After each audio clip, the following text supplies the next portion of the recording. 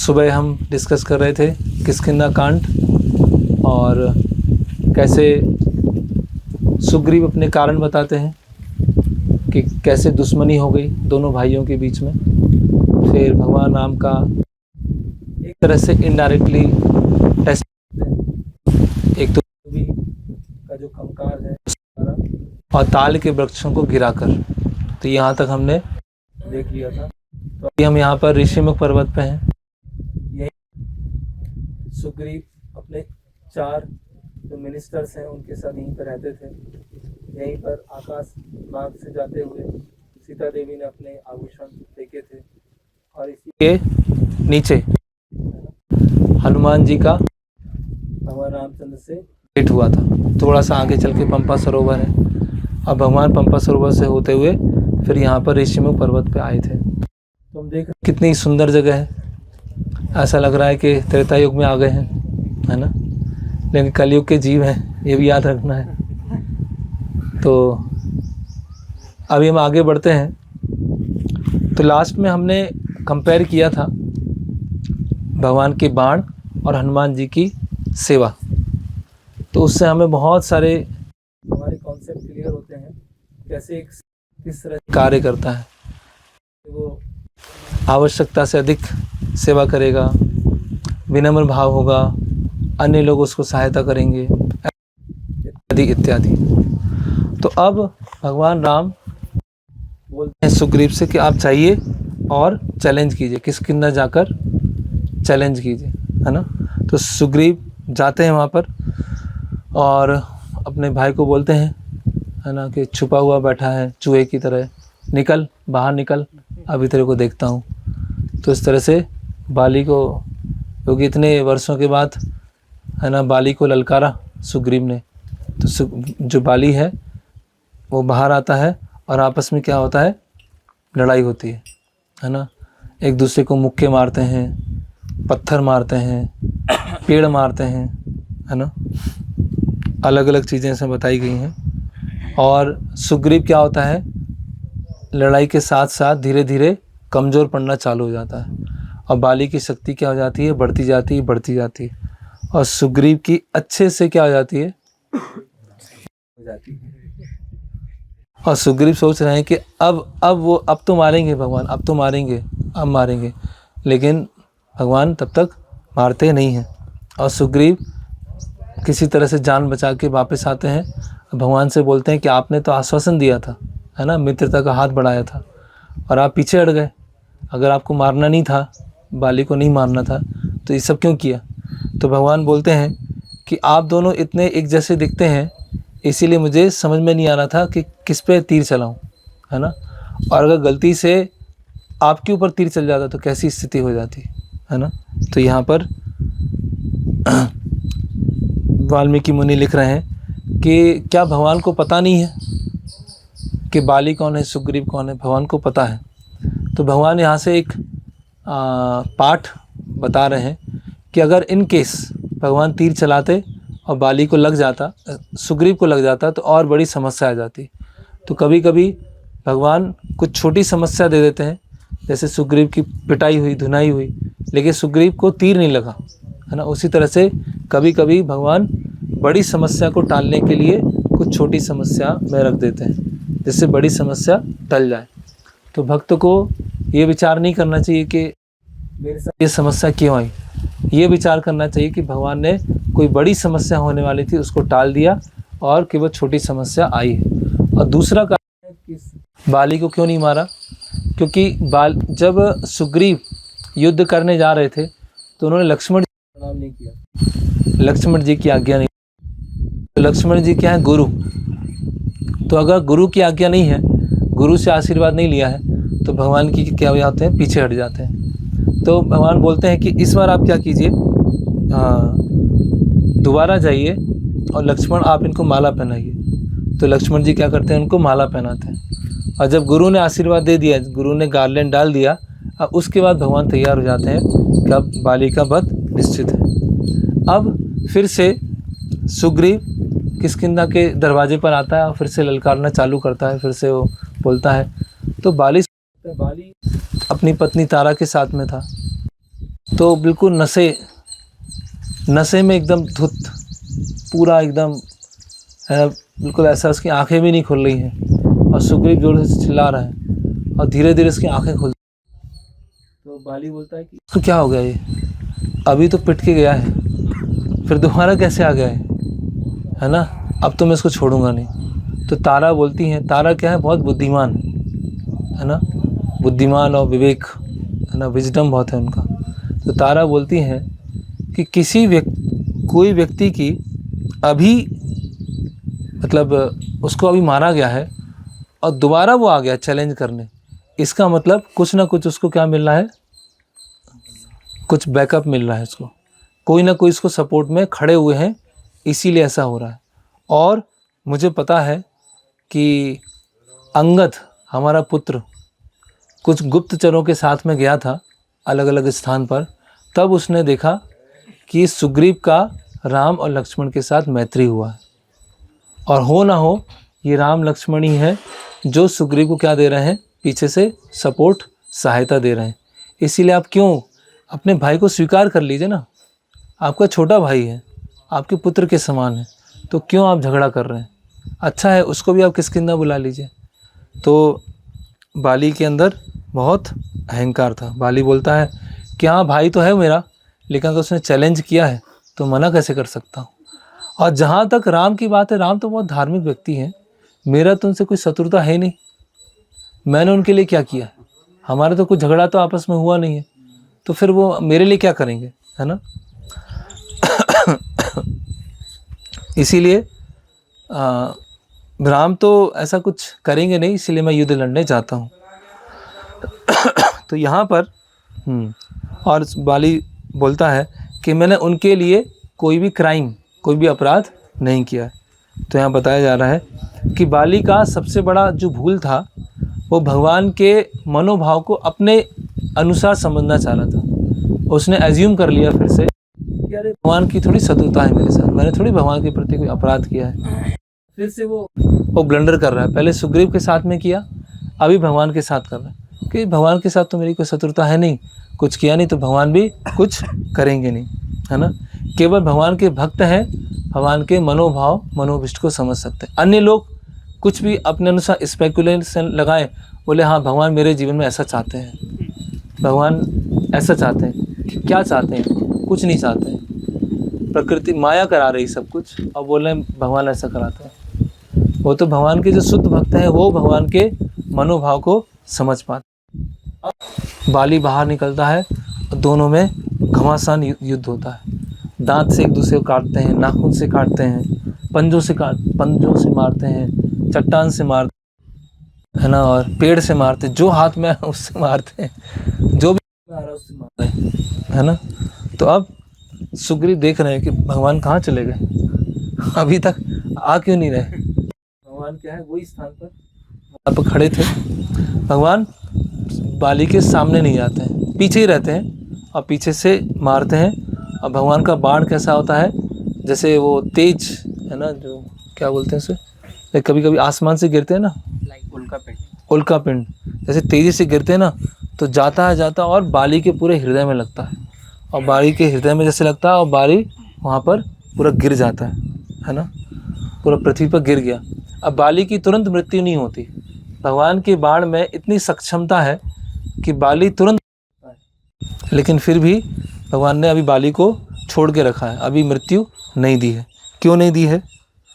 और बाली की कैसी स्थिति हो गई, पूरा खून से लथपथ हो गया, पूरा खून से लथपथ। तो कुछ कारण बताते हैं यहाँ पर कमेंट्री में कि राम जो है बाली को मौका देना चाहते थे कि बाली उनके ऊपर आरोप लगाए, राम के ऊपर आरोप लगाए, और आरोप को डिस्प्रूव करने के लिए भगवान बताएं, क्योंकि भविष्य में भी लोग आरोप लगाएंगे कि देखो छत्री होते हुए पीछे से मारा है। ठीक है। दूसरा है कि बाली ने अभी तक शरणागति नहीं ली थी भगवान की, अभी भी सरेंडर नहीं हुआ था। तीसरा कारण है यहाँ बता रहे हैं कि बाली और सुग्रीव के बीच में फिर से वो भाई जैसा संबंध स्थापित हो जाए, तो उसके गर्व को तोड़ना बहुत ज़रूरी था कि दोबारा सुग्रीव और बाली वो मित्र और भाई बन जाए, है ना। और बाली ने अभी तक ये नहीं, अंगद को आदेश नहीं दिया था कि आप जैसा मुझे समझते हैं वैसे आप सुग्रीव को समझिएगा और उनकी जैसे मेरे सेवा करते हैं उसी तरह से सुग्रीव की सेवा कीजिएगा। तो ये 4 चीज़ें अभी बाकी थी। क्या क्या बाकी था? पहला क्या था? क्यों बाली तुरंत नहीं मरा? आरोप लगाए। क्योंकि जैसे आरोप लगाए तो भविष्य में भी आरोप लगाने वाले उनको उत्तर भगवान राम से ही डायरेक्ट मिल जाए। दूसरा, शरणागति नहीं, क्योंकि अभी तक वो बाली सरेंडर नहीं हुआ था। तीसरा, भाई मित्रता और फिर से वो दोनों के बीच में जो भाई है ना वो भाईचारा फिर से हो जाए। और चौथा, अंगद को बताना था कि आप जैसे मेरे सेवा करते हैं उसी तरह से सुग्रीव की सेवा कीजिएगा, उनको मदद कीजिएगा सीता देवी को ढूंढने के लिए। ओके, अभी बाली जो है इसीलिए यहाँ बता रहे हैं कि इसीलिए भगवान ने जानबूझ के बाली को कुछ समय के लिए जिंदा रखा कि ये सब इवेंट्स हो जाएं। तो बाली प्रश्न करता है कि किसका तीर है ये, किसने मारा ये? और तुरंत राम और लक्ष्मण वहाँ पर आ जाते हैं जहाँ पर बाली गिरा हुआ है। तो बाली बोलता है कि आप तो इक्ष्वाकु वंश के राजा हैं और सुना है कि इक्ष्वाकु वंश तो बहुत धार्मिक राजाओं का वंश है, और आप ये कौन सा धर्म कर रहे हैं, है ना? कौन आपने पीछे से मार रहे हैं, है ना? और हमारी तो कोई शत्रुता थी नहीं, और तारा ने मुझे बोला था युद्ध करने मत जाओ, लेकिन मैंने उसको समझाया था कि राम के साथ तो मैंने कोई अपराध नहीं किया, राम कुछ नहीं करेंगे, है ना? तो आप तो बहुत हिपोक्रेट को क्या बोलेंगे, पाखंडी, है ना? आप तो पाखंडी हैं, है ना? और क्या मैंने आपको कुछ नुकसान किया था? मैंने आपका इंसल्ट किया था, है ना? और क्या ये किष्किंधा राज्य अयोध्या के उसके अंतर्गत आता है ना? आप एक बानर के मांस और स्किन का क्या करेंगे? आप तो मनुष्य हैं, है ना? और अगर आप मुझे आदेश देते तो मैं सीता देवी को ढूंढने में आपकी मदद करता, मैं रावण को मार के सीता देवी को लेके आया। लेकिन आप क्या हैं? आप तो बायस्ड हैं, है ना? आप तो पक्षपाती हैं कि आपने सुग्रीव की मित्रता को स्वीकार किया, मुझसे मित्रता नहीं किया। ओके, अब इस तरह से कई आरोप बाली ने भगवान राम पर लगाए। भगवान, है ना, सारे जो वानर वहाँ पर खड़े हुए थे सबकी तरफ देखते हैं और फिर बाली की तरफ देखते हैं, तो बोलते हैं कि बाली तुम्हें कुछ नहीं पता है धर्म क्या होता है। धर्म, अर्थ, काम, ये 3 पुरुषार्थ हैं, इनके बारे में तुम्हें कुछ पता ही नहीं है और बात बहुत बड़ी बड़ी कर रहे हो, है ना? आप बहुत क्या है, चंचल स्वभाव के हो, और आपके जो मंत्री हैं वो भी बहुत चंचल स्वभाव के, है ना? तो ये जो पूरी पृथ्वी सब जंगल है ना, जितना समुद्र है वो सब क्या है, एक राज्य में आता है, अयोध्या के अंतर्गत आता है। और अयोध्या के राजा भी कौन है? भरत है। और मैं उनके रिप्रेजेंटेटिव की तरह सब जगह देख रहा हूँ कि कोई गलत कार्य तो नहीं हो रहा है। इसीलिए मेरा भी कर्तव्य बनता है कि अगर उस राज्य में कुछ गड़बड़ हो रहा है, कुछ समस्या हो रही है, तो उसको मैं ठीक करूं। और दूसरा वाली बोलते हैं कि आपने जो एक राजा की नीति होती है उससे आप पलट गए। कैसे?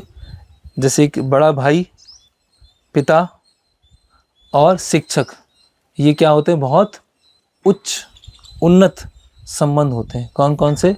बड़ा भाई, शिक्षक और पिता, ठीक है? आपने क्या किया, अपने छोटे भाई की जो पत्नी है रूमा को, है ना, अपने छोटे भाई से अलग करके अपने साथ में रखा। तो इससे बड़ा पाप और क्या हो सकता है? इससे बड़ा पाप और क्या है ना? और छोटे भाई की जो पत्नी होती है वो कैसी होती है? डॉटर इन लॉ की तरह होती है ना? और डॉटर इन लॉ के साथ में इस तरह से आपने संबंध बनाने का प्रयास किया, तो आप कौन से नियम का पालन कर रहे हो, है ना? यूनाइटेड नेशन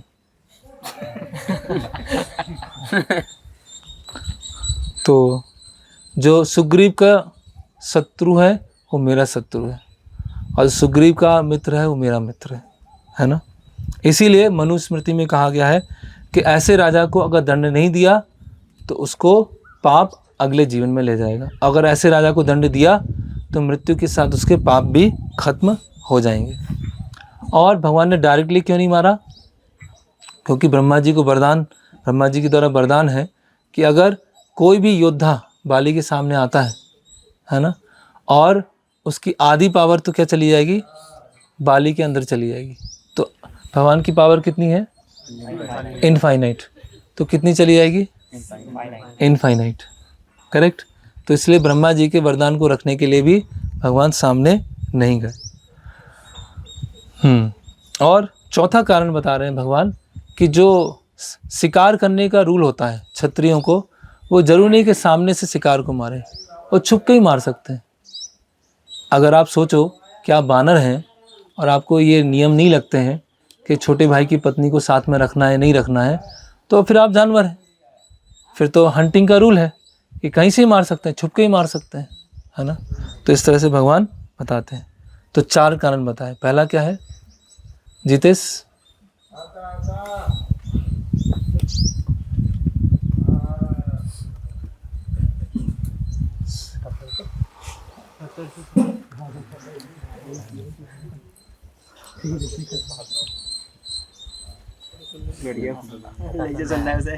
सही कथा सुनना है।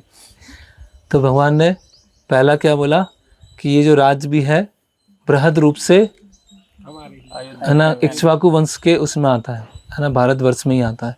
दूसरा क्या बोले कि छोटे भाई की पत्नी को आपने साथ में रखा तो आपको दंड मिला, तो आपके पाप खत्म हो गए। तीसरा क्या बताया? ब्रह्मा जी का वरदान। और चौथा क्या बताया? अगर आप अपने आप को नहीं मानते हो कि ये रूल्स लगते हैं तो ठीक है, कोई बात नहीं, फिर तो मैं हंटिंग के रूल लगेंगे कि जो जानवर है उसको कहीं से ही मार सकते हैं। तो इस तरह से बाली का क्या हो गया? हृदय ट्रांसफॉर्मेशन हो गया, हार्ट ट्रांसफॉर्मेशन हो गया। बाली को अपनी गलती समझ में आ गई कि मुझे ऐसा नहीं करना चाहिए था। और बाली क्या है? अपने दोनों हाथों से भगवान को प्रणाम करके भगवान के सामने पूरा झुक गया विनम्रता कि मुझसे आपने जितना भी कहा है, जो भी कहा है, सब सही है। मैं गलत था, मैंने गलत किया, और जो मैंने आपके सामने अभी इतने कठोर शब्द बोले उसके लिए आप मुझे क्षमा कर दीजिए। और भगवान आप तो सबके क्या बोलते हैं, सबके हित के बारे में सोचते हैं, है ना, तो मुझे क्षमा कर दीजिए। और यहाँ बता रहे हैं वाल्मीकि मुनि कि बाली को अभी अपने जीवन की कोई चिंता नहीं है, तारा की कोई चिंता नहीं है, स्वजनों की चिंता नहीं है, अपने बच्चे की चिंता नहीं है। भगवान सब कुछ देख लेंगे। इतना बाली में चेंज आ गया कि अब ऐसा नहीं कि मेरे बच्चों क्या क्या होगा, पत्नियाँ क्या होगा, राज्य क्या क्या होगा, प्रजा का क्या होगा, भगवान सब कुछ देख लेंगे। तो इस तरह से जब हम जैसे बाली का सुग्रीव के साथ झगड़ा हुआ, संबंध खराब हुआ, तो भगवान ने ठीक करने के लिए क्या एक उसकी लाइफ में क्या किया, एक क्या बोलते हैं उसको, एक जर्क बोलते हैं ना, जर्क, लाइफ को थोड़ा सा हिला दिया, मतलब मृत्यु आ गई, है ना। तो जब किसी से गलती होती है ना, बाली से बहुत बड़ी गलती हुई, और गलती का जब एहसास होता है तो उसको क्या करना चाहिए? माफ़ी मांगनी चाहिए, उसे क्षमा मांगनी चाहिए कि मुझसे बहुत बड़ी गलती हो गई, मुझे ऐसा नहीं करना चाहिए था। सबसे पहले तो क्या होना चाहिए? माफ़ी मांगने से पहले अपनी गलती को भी समझना चाहिए। बाली को अपनी गलती समझ में आई। तो कभी कभी जैसे हम सुबह चर्चा कर रहे थे कि हम एज्यूम करते हैं, है ना, जो इंटेंशन होते हैं उस पर डाउट करने लगते हैं, है ना, और सामने वाले से एक वास्तविक धरातल पर अपेक्षाएं नहीं रखते हैं। ऐसे बहुत सारी चीज़ें हमारे अंदर अनर्थ होते हैं। और जब हमको ये पता चल जाए कि मुझसे गलती हुई है, पहले गलती को स्वीकार करना। गलती को अगर हम स्वीकार कर रहे हैं मतलब अभी हम सुधार के पहले स्टेप पर आए। और दूसरा क्या है? माफ़ी शब्दों से मांगना। अरे मैंने मान तो लिया ना गलत हूँ मैं, कितनी बार बोलोगे आप? मान लिए ना, ऐसे नहीं। कुछ लोग बोलते हैं अरे प्रभु जी हो गया ना, मैं गलती सॉरी बोल दिया ना बस, अब क्यों वो बार फिर से बोलना है मुझे? इसका मतलब क्या है? अभी भी वो मिथ्या अहंकार हमने अपने पास रखा है। तो पहले एक्नॉलेज करना है कि मैंने गलती की है, फिर क्या करना है? क्षमा मांगना है, एपोलाइज करना है कि मैंने गलत किया। और फिर आगे क्या करते हैं, आगे देखते हैं। बाली बोलते हैं कि पुत्र है अंगद, इसको आप संभाल के रखिएगा, है ना। क्या हो रहा है?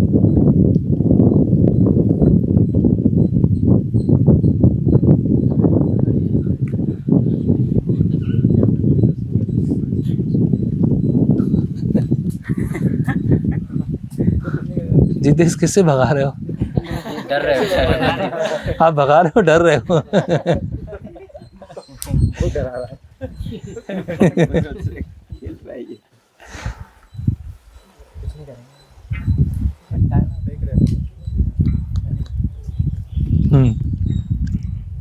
ओके, तो आगे बताया जा रहा है कि भगवान भरोसा दिलाते हैं कि आप चिंता मत कीजिए, अंगद बहुत सुरक्षित रहेंगे। और बाली पाप कर्मों से पूरी तरह से फ्री हो गया, अभी आपको चिंता करने की ज़रूरत नहीं है। अब बार बार बाली जो है अपने अपराधों के लिए और भगवान को जो उन्होंने हार्श वर्ड्स बोले हैं उसके लिए वो माफ़ी मांग रहे हैं। और जब पता चलता है, न्यूज़ पहुंच जाती है किष्किंधा में कि बाली का इस तरह से ऐसी स्थिति हो गई है, तो तारा और अंगद वहाँ पर आते हैं रोते हुए, है ना। तारा बहुत रोती है और हनुमान जी इनको समझाने का प्रयास करते हैं, फिर भी तारा रोते जा रही हैं। और हनुमान जी बोलते हैं, जो जिस तरह का बोता है उसको उसी तरह का फल मिलता है, इसीलिए आप चिंता मत कीजिए। और तारा ने भगवान राम को कोई ब्लेम नहीं किया कि देखो आपके कारण मेरे पति की मृत्यु हो गई। जिस तरह से मंदोदरी ने कोई ब्लेम नहीं किया, क्योंकि तारा को पता है कि भगवान राम सही है, मंदोदरी को पता है कि भगवान राम सही है ना। तो इसीलिए हालांकि पति के प्रति उनका एक उत्तरदायित्व है, लेकिन साथ साथ में उससे ऊपर क्या है, भगवान के प्रति उत्तरदायित्व है। अगर पति ने गलत किया है तो भगवान पे ब्लेम नहीं करेंगे, है ना। ओके, और हनुमान जी बताते हैं तारा को कि आपका इतना अच्छा पुत्र है अंगद है, वो आपकी सुरक्षा करेगा, है ना। और अभी आप सुग्रीव के अंतिम संस्कार के लिए हम तैयारी करते हैं। तो बाली अभी तक बाली के अंतिम संस्कार के लिए तैयारी करते हैं, तो अभी तक बाली की मृत्यु नहीं हुई है। तो बाली क्या करते हैं, अंगद को बुलाते हैं पास में और अंगद को बोलते हैं कि आज से अंगद आप सुग्रीव के हैं, उनको पिता के समान आप मानिएगा। और बाली क्या करते हैं, इंद्र के द्वारा वो एक माला होती है, उसको अपने गले से निकालते हैं और सुग्रीव के गले में डाल देते हैं। वो ऐसी माला थी कि जब तक वो माला कोई व्यक्ति पहना रहेगा तब तक मृत्यु नहीं हो सकती है। तो वो माला को कहाँ देते हैं, सुग्रीव के गले में डाल देते हैं। तो क्या किया बाली ने, सबसे पहले अपनी गलती को स्वीकार किया। गलती को स्वीकार करने के बाद माफ़ी मांगी, और केवल शब्दों से नहीं होता है, वो माफ़ी एक्शन में भी दिखना चाहिए। ऐसा नहीं कि हमने बोल दिया, सॉरी व्हाट्सएप मैसेज भेज दिया, गलती हो गया, ऐसा नहीं, वो एक्शन में भी दिखना चाहिए, वो सेवा के रूप में दिखना चाहिए। तो प्रैक्टिकली बाली ने क्या किया, अपने पुत्र को सुग्रीव को सौंप दिया और सुग्रीव को अपने गले की माला दे दी, जिससे वो हमेशा वहाँ पर रहें और सीता माता के लिए वो उनको लाने के लिए प्रयास करें। और इस तरह से बाली क्या हो गई, बाली की मृत्यु हो गई। अब क्या होता है, काफ़ी इसमें बड़ा है, थोड़ा हम स्किप करते हैं, जल्दी से आगे बढ़ते हैं। सुग्रीव का राज्याभिषेक होता है, तो इसमें गज, गवाक्ष, गवय, सरभ, गंधमादन, महिंद, द्विविद, हनुमान जी, जामवंत सभी लोग अलग अलग तीर्थों का जल लेके आते हैं और सुग्रीव का राज्याभिषेक किया जाता है। पहले तो सुग्रीव की इच्छा थी कि भगवान आए और भगवान उनका राज तिलक करें, लेकिन भगवान बोलते हैं कि मैं अंदर नहीं आ सकता हूँ किष्किंधा के अंदर, इसीलिए मैं आप लोग कर लीजिए, मेरी सब अनुमति है। और सुग्रीव का क्या हो जाता है, राज्याभिषेक हो जाता है और अंगद को उत्तराधिकारी बनाया जाता है कि उनके जाने के बाद अंगद अभी आगे राजा बनेंगे। अभी चतुर्मास चालू हो जाता है। तो चतुर्मास में सामान्यतः बारिश इतनी तेज़ होती है, इतनी तेज़ कि उस समय सीता देवी का खोज कर पाना वो क्या था, एक बहुत मुश्किल कार्य था। तो इसीलिए सबने निर्णय लिया कि अभी हम रुक जाते हैं 4 महीने के लिए और कार्तिक महीने के अंतिम में सीता देवी की खोज करना चालू करेंगे। तो भगवान राम और लक्ष्मण कहाँ रुकते हैं? अभी एक मंदिर है माल्यवान राम मंदिर, वहाँ हम कल जाएंगे। तो उस मंदिर में वो 4 महीने रुकते हैं। और जिस तरह से भगवान राम की स्थिति पंपा सरोवर में थी, है ना, इतने दुखी थे और प्रकृति के हर चिन्ह को देखते हुए, प्रकृति की हर वस्तु को देखते हुए भगवान राम की स्थिति क्या थी? बहुत परेशान थे, बहुत व्यथित थे। तो उसी तरह से चतुर्मास में उनकी स्थिति क्या हो रही है? हर चीज़ को देखते हुए उनको सीता देवी का स्मरण आ रहा है। अभी तक वो सोए नहीं हैं। जब से सीता देवी का अपहरण हुआ है अभी तक वो उन्होंने सोया नहीं है। और चाहे वो कमल को देख रहे हैं, पत्तों को देख रहे हैं, पक्षियों को देख रहे हैं, मछली को देख रहे हैं, बारिश को देख रहे हैं, पानी को देख रहे हैं, झरने को देख रहे हैं, नदी को देख रहे हैं, हरियाली को देख रहे हैं, जहाँ देख रहे हैं उनको केवल सीता देवी का स्मरण आ रहा है ना। और लक्ष्मण जी उनको सांत्वना देने का प्रयास करते हैं कि आप चिंता मत कीजिए, अभी हम सीता देवी का खोज करना चालू करेंगे, है ना। तो अब क्या होता है, 4 महीने पूरे होने वाले हैं और सुग्रीव एक बार भी भगवान राम से मिलने नहीं आया। एक बार भी सुग्रीव मिलने, ये बताने नहीं आया कि अभी कार्य क्या हमने स्ट्रेटजी अपनाई है, क्या हमने प्लानिंग की, कुछ नहीं आया, है ना। तो सुग्रीव क्या है, इतने वर्षों से बेचारा यहीं पर छुप कर सुग्रीव रह रहे थे, है ना। किसी भी तरह का कुछ शारीरिक जो एक आराम होता है वो भी कुछ नहीं था, है ना। किसी भी तरह का कोई भोग की कुछ था नहीं। तो एक साथ सुग्रीव को भगवान मिल गया, पूरे राजा ही बन गए हो। तो सुग्रीव क्या हो गए, पूरा एकदम भोग वृत्ति में चले गए, भूल ही गए, सब कुछ ही भूल गए हो। तो एक बार हनुमान जी आते हैं, हनुमान जी बोलते हैं कि आप जिसके कारण आपको ये सब मिला है और उनके प्रति आपने वचन दिया है, उसके बारे में कुछ सोचा है आपने? तो सुग्रीव कुछ बोल ही नहीं पा रहे, इतने एकदम नशे, है ना, ऐसी स्थिति हो गई सुग्रीव की। तो हनुमान जी बोलते हैं समय बहुत कम बचा है, भगवान राम को आपकी सहायता की आवश्यकता नहीं है, वो तो आपको अवसर दिया है सेवा का, इसीलिए आप क्या कर रहे हैं? तो सुग्रीव बोलते हैं आप बताइए क्या करूं? तो हनुमान जी बोलते हैं आप आदेश दीजिए कि 15 दिन के अंदर सारे वानर किष्किंधा में आ जाएं। तो सुग्रीव हनुमान जी को बोलते हैं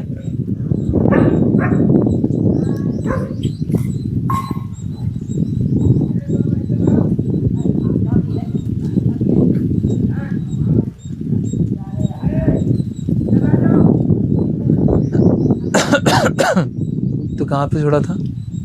15 दिन के अंदर सारे वानर 15 दिन के अंदर सारे वानर किष्किंधा में इकट्ठे हो जाएं। और सुग्रीव ये आदेश देके फिर से चले जाते हैं अपने भोग विलास में, फिर से चले गए। अब क्या होता है, भगवान राम को यहाँ पर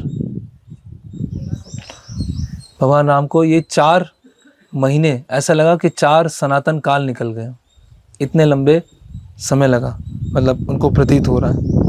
और वो सोच रहे हैं कि सुग्रीव अभी तक कुछ कर क्यों नहीं रहा है। तो भगवान लक्ष्मण जी से बोलते हैं कि अभी आप जाइए और वार्निंग दीजिए, मेरी तरफ से उनको वार्निंग दीजिए, है ना। बोलते हैं कि अभी तक मौसम बदल गया है, अभी तक चतुर्मास चला गया है, अभी तक आप आए नहीं, है ना।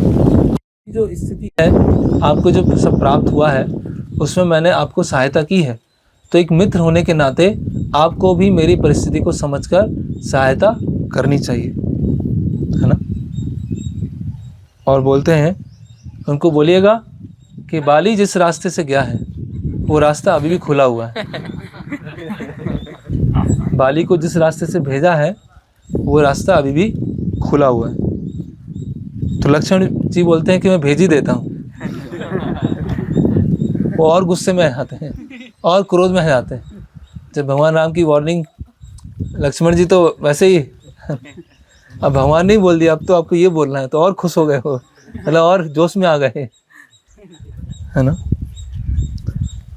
तो भगवान बोलते हैं कि भगवान समझ जाते हैं कि लक्ष्मण जी क्या है, बहुत क्रोध में आ गए, इसीलिए उनको थोड़ा सा काम डाउन करने के लिए बोलते हैं कि आपको उन पर हथियार उठाने की ज़रूरत नहीं है, है ना। सुग्रीव हमारे मित्र हैं, हमारे वेल विशर हैं, कुछ समय के लिए भूल गए हैं, बस आप उनको समझा के आइए। आप समझाएंगे तो वो समझ जाएंगे, आप चिंता मत कीजिए। तो थोड़ा लक्ष्मण जी को भगवान शांत कर देते हैं। अब क्या होता है कि लक्ष्मण जी चलते हैं, वो जो वहाँ पर स्थान है वहाँ से किष्किंधा की तरफ बढ़ते हैं, और ऐसे पूरा क्रोध में। तो सारे वानर पहले सोचते हैं कि अस्त्र शस्त्र लेके आ जाते हैं कि लक्ष्मण जी आ रहे हैं कुछ करने। अस्त्र शस्त्र लेके जो मार्ग थे वहाँ पे खड़े हो जाते हैं, और जैसे ही लक्ष्मण जी आते हैं और उनको देखते हैं तो सारे वानर छुप जाते हैं। कोई पेड़ पे छुप गया, कोई गुफा में छुप गया, कोई नगर में छुप गया, है ना। सब लक्ष्मण जी का देख के डर गए कि ये इनसे सामना नहीं कर सकते हैं।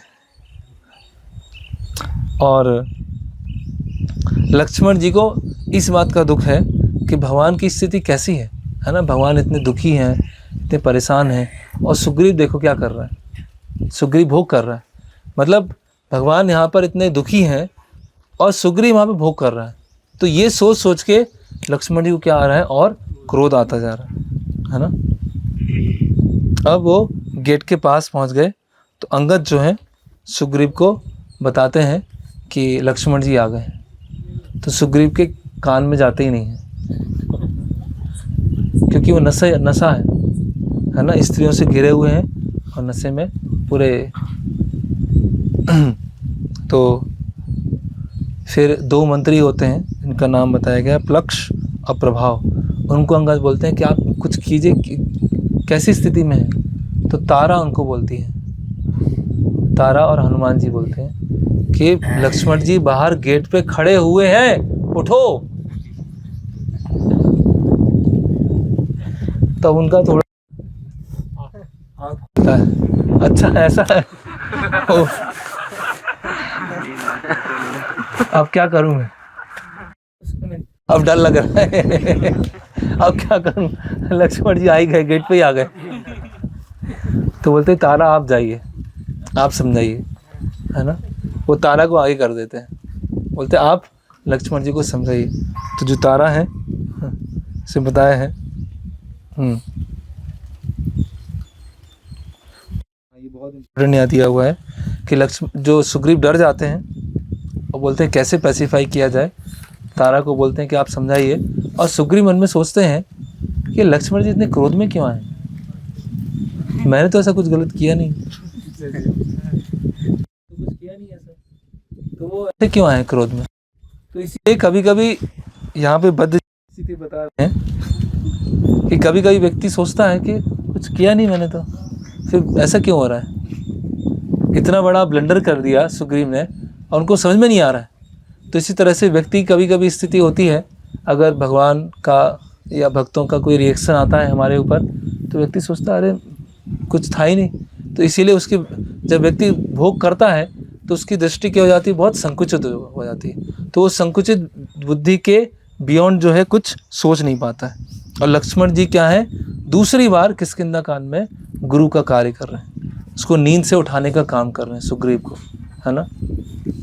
और हनुमान जी जब तारा बाहर गई तो हनुमान जी सुग्रीव को समझा रहे, देखो सुग्रीव, आपने अपने वचन का पालन नहीं किया। आपने बोला था जिस दिन की खोज चालू करेंगे उसके कुछ दिन पहले भी आप एक बार भी भगवान राम से मिलके नहीं आए। कि आपने क्या किया, आपने आदेश तो दे दिया कि 15 दिन में वानर सेना आ जाए, लेकिन आप बताने गए भगवान राम को कि आपने आदेश दिया है और ऐसा कुछ होने वाला है। तो ये बहुत ही इर्रिस्पॉन्सिबल काम है आपका, ये अनग्रेटफुल हैं आप कृतज्ञ हैं, जिनके कारण आप ऐसी स्थिति में पहुँचे हैं। और आपकी स्थिति, आप है ना, ग्रेटफुल हैं आप, है ना, बहुत बड़े मूर्ख हैं आप। इस तरह से हनुमान जी थोड़ा सा नींद से उठाने का प्रयास करते हैं। अब क्या होता है, तारा लक्ष्मण जी के सामने आती। तारा जो इनके बाल खुले हुए हैं, वो भी सुग्रीव के साथ में थी, तो वस्त्र इतने अच्छे से, मतलब सुव्यवस्थित वस्त्र नहीं है। तो जैसी तारा वहाँ पे आती है तो लक्ष्मण जी दूसरी तरफ देखने लगते हैं और नीचे देखने लगते हैं, तारा की तरफ ऐसे सीधे देखते नहीं। और तारा बोलती है, लक्ष्मण जी बोलते हैं कि ये सुग्रीव, आज की जो सुग्रीव की जो स्थिति है प्रभु राम के कारण है। और वो क्या कर रहा है अभी तक, तो तारा बोलती हैं कि देखिए, जो बड़े बड़े ऋषि होते हैं, तपस्वी होते हैं, अगर उनके पास अचानक से भोग और ऐश्वर्य आ जाए तो वो उस भोग ऐश्वर्य के कारण बह जाते हैं। तो सुग्रीव तो बानर है एक, और उसके पास इतने वर्षों के बाद इतना सा बड़ा राज्य एक साथ आ गया, तो वो अगर ऐसे उसमें चला गया, इतना भोग वृत्ति में चला गया, तो उसमें आश्चर्य की कैसे बात है। और मैं बताती हूँ कि सुग्रीव ने कुछ दिन पहले ही पूरे विश्व में आदेश भेज दिया है कि कुछ ही दिनों में 15 दिन के अंदर वानर सेना सारी किष्किंधा में इकट्ठा हो जाए, और कुछ ही दिनों में यहाँ पर इकट्ठा हो जाएगा, तो आप चिंता मत कीजिए। तो लक्ष्मण जी का क्रोध थोड़ा सा शांत होता है। इस तरह से तारा बहुत बुद्धिमान है, तो इस तरह से वो समझा लेती है लक्ष्मण जी को। लेकिन फिर भी लक्ष्मण जी अभी सुग्रीव से मिलना चाहते हैं। कहाँ पीछे छुप के बैठा हुआ है, खुद बाहर क्यों नहीं आ रहा है। और जब वो कंपेयर करते हैं कि भगवान राम इतने दुखी हैं और सुग्रीव इतना भोग कर रहा है, तो वो क्रोध अपना रोक नहीं पा रहे हैं लक्ष्मण जी। लक्ष्मण जी जाते हैं और बोलते हैं कि इस संसार में पृथ्वी का सबसे बड़ा भार कौन होता है? एक कृतज्ञ व्यक्ति, अनग्रेटफुल व्यक्ति, है ना। उर्दू में बोलेंगे एहसान फरामोश, है ना, जो भगवान के फेवर को लेता जाता है लेकिन ये भूल जाता है कि भगवान ने मेरे लिए किया। इसीलिए हमें भी बहुत सावधान रहना चाहिए। हमारे अंदर कभी भी कृतज्ञ का गुण नहीं आना चाहिए। हम जिस अवस्था तक पहुँचे हैं भक्ति में, उसमें भगवान, गुरु, वैष्णवों का बहुत योगदान है यहाँ तक पहुँचने में। तो कभी भी हमें ये सोचना चाहिए, अरे वो तो मैं अपने आप ही पहुँच गया, अपने आप माला करना सीख लिया, प्रभुपाद बुक पढ़ लिया, बस। हाँ, प्रभु जी लोग थोड़ा थोड़ा गाइड करते रहते थे, लेकिन पहुँचा तो मैं अपने हाथ। तो ये बहुत बड़ा अवगुण है, ये बहुत बड़ा अवगुण है अगर हमारे अंदर कृतज्ञता की भावना नहीं है ना। हमारे अंदर ये भावना नहीं है कि मैंने हरि, गुरु, वैष्णव से अलग अलग समय पर, अलग अलग स्टेज में गाइडेंस, सपोर्ट, सब कुछ लेने के बाद आज मेरी स्थिति ऐसी हुई है। और अगर हमने उस चीज़ को नहीं पहचाना और उन्हीं भक्तों के प्रति हमने अपराध करना चालू किया, या उन्हीं भक्तों के प्रति हमने नज़रअंदाज कर दिया, ध्यान नहीं दिया, तो ये ऐसी। तो लक्ष्मण जी क्या बोल रहे हैं कि उससे बड़ा भार पृथ्वी पर और कोई नहीं है। जो कृतज्ञ है, उससे बड़ा भार इस संसार में कोई दूसरा नहीं है। फिर लक्ष्मण जी बोलते हैं, अगर ये कृतज्ञता चलती रही तो मैं तीर चलाऊंगा और आपको बाली जिस रास्ते से गया है उस रास्ते से भेज दूंगा। तो भगवान ने वैसे मना कर दिया था लक्ष्मण जी को कि ऐसा मत बोलना, लेकिन फिर भी लक्ष्मण जी ने बोला। क्यों? क्योंकि लक्ष्मण जी को सुग्रीव को देखने के बाद और क्रोध आ रहा था, और एक जो है इतना, एक जो है भगवान राम दुखी है, और यहाँ पर सुग्रीव क्या कर रहा है ना। फिर से तारा समझाती हैं लक्ष्मण जी को कि आप बिल्कुल चिंता मत कीजिए, सुग्रीव पूरा अपना जीवन राम के लिए दे देगा। जब तक सीता माता का पता नहीं चलेगा तब तक सुग्रीव सोएंगे नहीं, है ना। और नहीं, वास्तव में भी ऐसा होता है ना। आगे जब युद्ध कांड में आता है, ये सुग्रीव के साथ अभी हुआ, आगे युद्ध कांड के प्रारंभ में रावण अपने 2 दूतों को भेजता है सुग्रीव के पास में कि देखो सुग्रीव, रावण की और तुम्हारी आपस में कोई शत्रुता है नहीं। तो रावण बहुत सारे सोने, रत्न सुग्रीव को भेजता है कि आप इसका कुछ मत कीजिए, वो घूमता रहेगा, वो कुछ मत, जितना हम उसको उस पर ध्यान देंगे, छोड़ दीजिए उसको कुछ। तो क्या बोला था मैं, हाँ, तो रावण जो है अलग अलग तरीके से, है ना, धन, सोना, चांदी अलग अलग देने का प्रयास करता है, लेकिन सुग्रीव उसको एक्सेप्ट नहीं कर। ये केवल एक मोमेंटरी फॉल डाउन था, ऐसा नहीं था कि सुग्रीव का पतन हो गया, है ना। ओके, तो अब कुछ समय के बाद यहाँ पर किष्किंधा में वानर सेना आ जाती है। तो मैं आपको कमांडर बताऊंगा, सेनापति, और उनका काउंट बताऊंगा। तो कमांडर का नाम है सतबली, सतबली, और आर्मी का काउंट है 10,000 करोड़। 10,000 करोड़। आर्यन देखते ही रह गया कि ये कौन सा काउंट है। सुसेन, सुसेन है 1,000 करोड़। फिर तार, तार जो है रूमा के पिता, रूमा जो है सुग्रीव की पत्नी, 1,000 करोड़। केसरी कई लाख। गवाक्ष 1,000 करोड़। केसरी कई लाख। लिखिए मत, सुन लीजिए, क्योंकि वो कॉपी भर जाएगी। गवाक्ष 1,000 करोड़। धूम्र 2,000 करोड़। पनस 3 करोड़। नील 10 करोड़। गवय 5 करोड़। दरीमुख 1,000 करोड़। मैंद 1,000 करोड़। द्विविध 1,000 करोड़। गज 3 करोड़। इंडिया की पॉपुलेशन पास हो गई, चली गई, पूरा वर्ल्ड का पॉपुलेशन से ऊपर हो गया। जामवन 10 करोड़ भालू। गंधमान 1,10,000 करोड़। इतने ये सब कहाँ इकट्ठे हुए? किसके नाम? और भगवान अब सुग्रीव बोलते हैं सारी सेना आपके आदेश के लिए तैयार है, बताइए क्या करना है। सब जगह वानर इकट्ठा हुआ, सब जगह, हर जगह वानर इकट्ठा। भगवान बोलते हैं अब बताइए क्या करना। तो भगवान चेक करते हैं आर्मी कैसा है। भगवान आर्मी के अंदर जाते हैं, चलते जाते हैं, चलते जाते हैं, चलते जाते हैं, चलते जाते हैं। 21 दिन चलते हैं और आर्मी के बीच में भी नहीं पहुंचते हैं। 21 दिन चलते हैं। तो बोलते हैं कि अभी और देखने की जरूरत नहीं है, अब स्टार्ट करते हैं मिशन, है ना। और इस तरह से पूरी आर्मी को 4 भागों में डिवाइड करते हैं और चारों को अलग अलग दिशा में भेज देते हैं। तो अब कुछ शिक्षा में हम देखते हैं कि कभी कभी, है ना, जो दुख हमारे जीवन में दुख आते हैं, तो जो एक बहुत ही नियोफाइट भक्त हैं, उनके जीवन में दुख आने से क्या होता है, भक्ति में वो क्या हो जाता है, डाउन हो जाता है। और कभी कभी सुख आने से भक्ति में डाउन हो जाता है।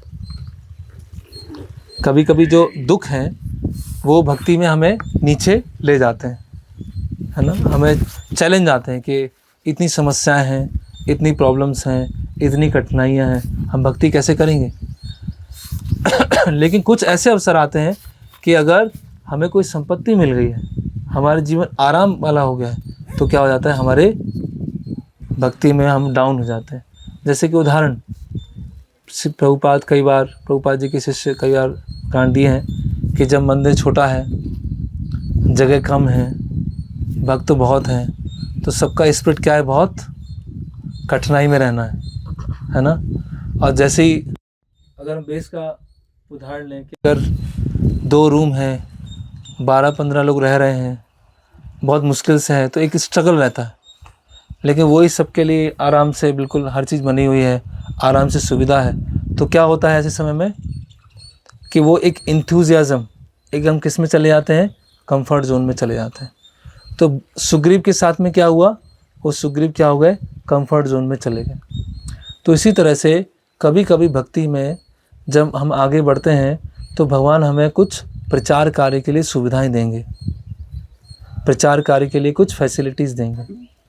और जब उन प्रचार कार्यों का फैसिलिटी मिलने से, सुविधाएं मिलने से हम अगर प्रलोभित हो गए और हम उसको अपने उसमें लगाना चालू कर दिए, तो क्या हो जाएगा, जैसे सुग्रीव की स्थिति है वैसी स्थिति हो जाएगी। और ऐसा कई भक्तों के साथ में होता है ना। आपको शायद अभी इतना अनुभव नहीं होगा, बाद में हो सकता है कि जब प्रचार में जाते हैं और बहुत सारी फैसिलिटी आती हैं, लैपटॉप आता है, कार आती है, बाइक आती है ना। सब आदेश देते हैं तो लोग सुनना चालू कर देते हैं, एक आदेश देते हैं तो लोग दौड़ना भागना चालू कर देते हैं, सब कुछ चालू हो जाता है। आदेश पे लोग भाग रहे हैं, आदेश पे लोग लेके आ रहे हैं, गाड़ी खड़ी हुई है, कार खड़ी हुई है, अपना रूम है, महाप्रसाद की थाली आ रही, सब कुछ आ रहा है। तो व्यक्ति क्या हो जाता है, रिलैक्स हो जाता है, व्यक्ति क्या हो जाता है, कंफर्ट जोन में चला जाता है। महाभारत में घटना आती है पांडवों का, पांडव हैं स्वर्ग में जाते हैं, है ना, वनवास में बहुत कष्ट थे, तो एक बार स्वर्ग में जाते हैं, कुछ तो भीम और अर्जुन आते हैं ये महाराज के पास। भीम अर्जुन बोलते हैं कि भगवान, हम देख रहे हैं जब से हम यहाँ पर हैं तो युद्ध करने का जो हमारा डिटर्मिनेशन है वो बहुत कम हो रहा है धीरे धीरे, क्योंकि अभी सुविधाओं में है तो हमें आवश्यकता ही लग रही।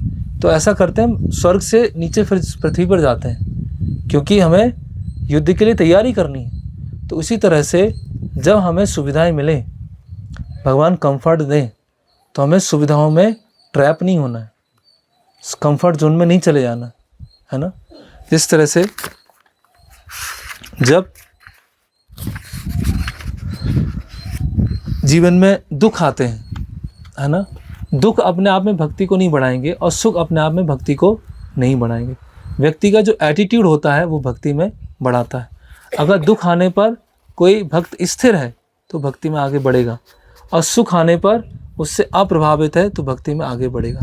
तो इसीलिए यहाँ बताया गया है, अगर दुख आते हैं तो टॉलरेंस का गुण होना चाहिए, और सुख आते हैं तो तपस्या का गुण होना चाहिए। अगर सुख आ रहे हैं तो संपत्ति का खुद उपयोग नहीं करना है ना, जो सुख सुविधाएं स्वयं उपयोग नहीं करना है। तो इसीलिए सुग्रीव से ये एक मिस्टेक हुआ कुछ समय के लिए कि उनको राज्य का भोग मिला, और राज्य का भोग करने के बाद उनको उस राज्य को भगवान राम की सेवा में लगाना था, लेकिन भगवान राम की सेवा में न लगाकर कुछ समय के लिए वो भोग में डूब गए। इसीलिए हमें प्रयास करना चाहिए कि धीरे धीरे ऐसा होगा हमारे जीवन में भी, भगवान की कृपा से या हमारे पाप और पुण्य के कारण भौतिक सुख सुविधाएं भी आ सकती हैं। ऐसा होगा, कई भक्तों के साथ में होता है। तो वो क्या होते हैं, भक्त तो रहते हैं लेकिन कैसे रहते हैं, बस हरि बोल वाले भक्त रहते हैं वो, है ना, कि ना तो वो सेवा करते हैं, ना उनका कोई कमिटमेंट होता है ना कोई कंफर्ट जोन से निकलना चाहते हैं, ना प्रभुपाद के मिशन में कुछ करना चाहते हैं। बस जब हुआ थोड़ा हरि बोल हुआ, थोड़ा फेस्टिवल में आ गए, बस इतना ही उनका रहता है। क्योंकि उनको क्या लगने लगा, देखो भगवान की कृपा से अब मेरा सब सेटल चल रहा है, सब बढ़िया चल रहा है, ये भी वहाँ सेट हो गए हैं, वहाँ भी ये भी सेट चले गए हैं, वो लंदन चले गए हैं, वो जर्मनी चले गए हैं, हमारा एक स्टेट एम्पायर भी खड़ा हो गया है, बस अब तो हम भगवान की दया से सब कुछ हो गया। तो ये लेकिन क्या होता है, सुख जो होता है एक ट्रैप होता है, जो सुग्रीव के जीवन में आया कि सुख से वो बंध गए। तो इसीलिए हमें भगवान से प्रार्थना करना चाहिए और प्रयास करना चाहिए, जब सुख की स्थिति हो, जैसे मान लीजिए अभी यहाँ पर हम कैंप में हैं तो बहुत अच्छी हवा है, बहुत अच्छा मौसम है, प्रकृति है, जल है, अच्छा लग रहा है, तो हमें तपस्या करने का प्रयास करना चाहिए। ऐसा नहीं कि यहाँ के सुख में हम वो डूब गए और बस आराम, हाँ सब बढ़िया चल रहा, अच्छा कितना अच्छा, कितनी बढ़िया हवा लग रही है यार, हम तो नहाएंगे पानी में, बस लेटे रहेंगे, बस लेटे रहेंगे आराम से, है ना। तो ये पर्पज़ नहीं है क्या, ये पर्पज़ है कैंप का, क्या आराम से पानी में लेटे रहेंगे ठंडी हवा खाएंगे, ये पर्पज़ है। ये तो इसलिए है कि कम से कम हम जो एक ऐसी स्थिति में आए वहाँ कथा सुने, अपनी साधना कर सकें, क्लोज एसोसिएशन हो, और अधिक से अधिक तपस्या लें। नहीं तो सुख में हम ट्रैप हो जाएंगे, नहीं तो प्रकृति के सुख में खो जाएंगे हम, वो भी सही नहीं है। अल्टीमेटली भगवान राम का चिंतन होना चाहिए, सीता देवी का चिंतन होना चाहिए। तो अगर सुख सुविधाएं हैं तो हमें ऑस्टेरिटी को और बढ़ाना चाहिए, जितनी सुख सुविधाएं हैं हमें उतना और ऑस्टेर जीवन को लाना चाहिए, जिससे हम उससे ट्रैप ना हो, उसमें हम फंस ना जाए। तो अभी ये किष्किंधा कांड का काफ़ी भाग पूरा हो गया, चारों वानरों की सेना अलग अलग दिशा में पहुंच जाती है। फिर दक्षिण की सेना क्या करती है उसके बारे में हम कल डिस्कस करेंगे। हरे कृष्णा कृष्णा कृष्णा हरे हरे, हरे राम राम राम हरे हरे। किसी का कोई प्रश्न है, जिज्ञासा? हाँ, तो लेकिन कभी कभी ऐसा होता है, एक नित्य कर्म होता है, एक होता है नैमित्तिक कर्म। नित्य कर्म मतलब जो हमें नियमित रूप से करते हैं। नैमित्तिक मतलब कभी कभी डिवोटीज हैं, आप लोग हैं, ब्रह्मचारीज हैं, तो थोड़ा कुछ चेंज चाहिए, है ना, थोड़ा एक्साइटमेंट चाहिए। लेकिन वो एक्साइटमेंट भी कैसा होना चाहिए? कृष्णा कॉन्शियस बाउंड्री में होना चाहिए। तो इसीलिए ऐसी जगह आते हैं, स्नान कर रहे हैं, थोड़ा सा हंसी मजाक चल रहा है, पहाड़ पे चढ़ रहे हैं, ये सब है ना। लेकिन ये भक्ति के अंतर्गत ही होना चाहिए। लेकिन उसकी भी एक क्या है, एक है ना, एक उसकी लिमिटेशन है ना। बेसिकली यहाँ हम इसलिए आए हैं जिससे माइंड को पूरी तरह से हम फोकस कर सकें भगवान राम के लीलाओं के ऊपर। तो वो एक गलत नहीं है, वो गलत एक्टिविटी नहीं है ना। कभी कभी जैसे होता है ना कि अगर घोड़े की लगाम को बहुत खींच के रखेंगे तो घोड़ा सहन करता रहेगा और एक दिन लात मारेगा पीछे और फिर वो पूरा परेशान हो जाएगा, है ना। तो इंद्रियों को पूरा खींच के रखेंगे, रखे तो इंद्रियों का जैसे कभी होता है कि मैंने व्रत लिया है कि मैं स्वीट नहीं खाऊंगा, 6 दिन तक कोई स्वीट नहीं खाऊंगा और संडे को आधी बाल्टी स्वीट खाऊंगा। 7 दिन तक केवल 4 घंटे सोऊंगा और 8वें दिन 14 घंटे सोऊंगा। तो इसीलिए क्या चाहिए, अभी हम ऐसे स्तर पे नहीं है, इसीलिए इंद्रियों को कभी कभी कृष्णा कॉन्शियस मेथड के अनुसार थोड़ी छूट देते हैं, जिससे क्या है, थोड़ा एक रिफ्रेशमेंट मिले, है ना, थोड़ा सा एक एडवेंचर हो, एक्साइटमेंट हो, अल्टीमेटली हमें सारा साधना और सेवा बढ़े, ये पर्पस है। तो घोड़े की लगाम को छोड़ भी नहीं देना है और घोड़े की लगाम को हमेशा कस के नहीं रखना है ना।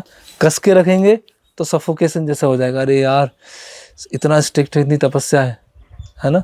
थोड़ा बीच बीच में जिससे घोड़ा ठीक से चलता रहे। ओके, किसी का कोई प्रश्न है, कुछ पूछना है?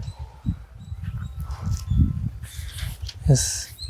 जो तारा थी वो सुग्रीव के बड़े भाई की पत्नी थी। हाँ तो माँ के समान होती है। हाँ, तारा उसमें ऐसा आता है, मैंने पूछा था 1-2 भक्तों से, तो उन्होंने बोला क्योंकि बाली का वो हो गया था, मृत्यु हो गई थी, इसीलिए उनको एज ए वाइफ जैसे उन्होंने स्वीकार किया था।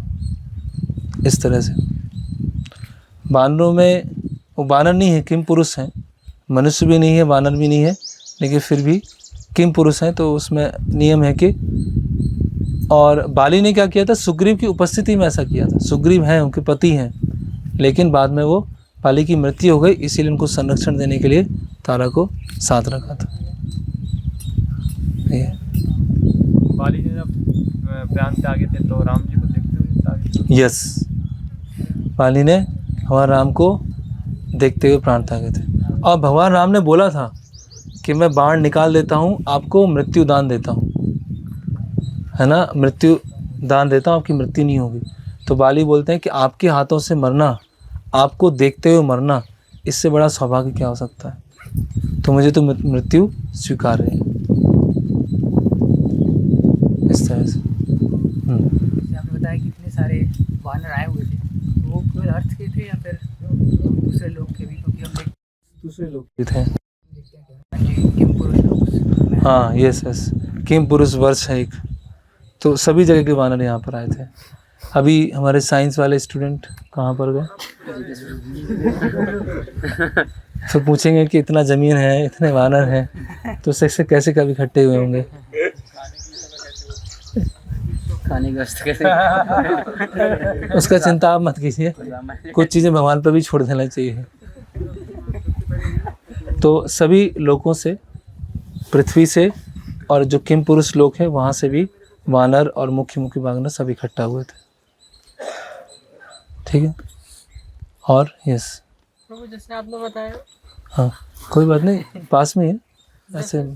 ऐसा था कि अभी हम सुनते हैं कि स्त्रियों में इतना बुद्धि नहीं होता है, लेकिन हाँ, पहले देख के लगता मंदोदरी और तारा ये तो बहुत इंटेलेक्चुअल थी ना।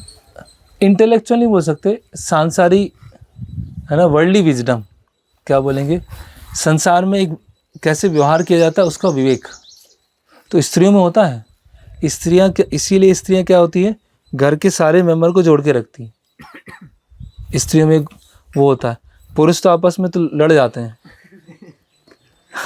लेकिन स्त्रियां क्या होती हैं, बैकग्राउंड में रहकर सबको संभाल के रखती हैं, पूरे परिवार को संभाल के रखती है, खुद सेक्रीफाइस करके अन्य को संभाल।